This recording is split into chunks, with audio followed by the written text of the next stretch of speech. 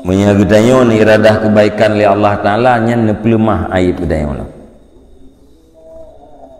Jadi orang yang mengerti aib diri nyan adalah bahagian daripada kebaikan. Kebaikan yang ni iradah yang kehendak Allah Ta'ala kena bigu dia. Sebaliknya nya orang hana ni iradah kebaikan li Allah Ta'ala hana nepelemah aib. Handuh ikalan aib atau boleh jadi nututupi aib dirinya pada dirinya sehingga orang merasa dirinya sempurna, merasa dirinya baik daripada orang lain, hanadih kekurangan-kekurangan rau.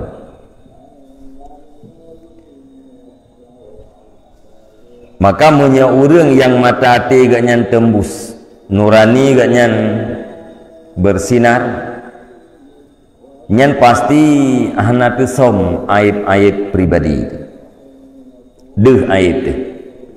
Apabila mata hati kita yang tembus, mata hati kita yang udip, nyan aib pribadi pasti deh. Monya kadeh mungkin untuk tapubat. Ya, monya kadeh mungkin untuk tapubat. Tapi menyahanadih berarti hana rencana pubat. Menyahana tapubat hana pulih-pulih. Penyakit aib-aibnya akan dibawa mati. Ya, bah. Jadi perlu buduh aib mangat mungkin tapubat. Lagi orang sakit badan. Menyakal itu puas dah sakit, geminta ubat. Tapi monya hana gedepu ada sakit hana minta obat. Nya menanti nya kada depu na aib bak pribadi kita ya.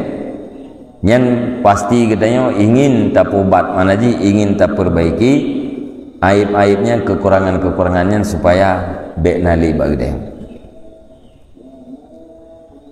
Walakin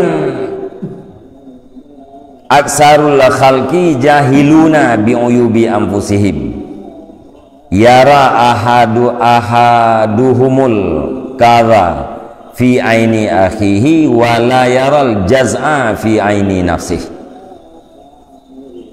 Tetapi bermula kebanyakan makhluk itu yang bodoh dengan aib diri mereka itu, melihat oleh salah satu mereka itu akan kuman pada mata saudaranya dan tidak melihat ia akan unta pada mata dirinya. Kebanyakan gedayo tajahi dengan aib roh deh. Hana debu, hana taturi aib roh deh. Monya aib lain deh, aib roh tahan deh. Sehingga ibaratkan pu kemun yang nabak mata saudara katanya deh tekalan, sementara unta yang nabak mata roh tahan deh. Ubi raya unta bak mata roh tahan deh, tapi kemun yang nabak mata gop deh. Nyawa ni siapa lagi?